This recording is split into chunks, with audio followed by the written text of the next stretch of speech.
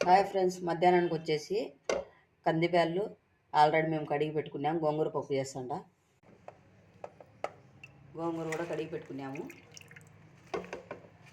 First గోంగూర వేసుకోవాలా. టమాటాలు, పచ్చిమిర్చి,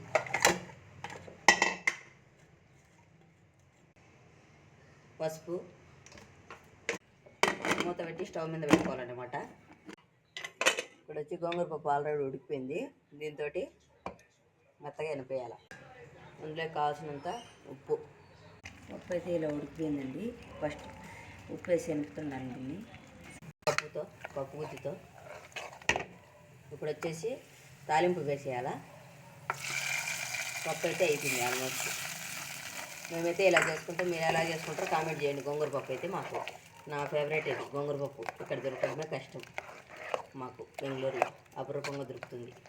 నచ్చితే లైక్ చేసి, షేర్ చేసి, సబ్స్క్రైబ్ చేసుకోండి.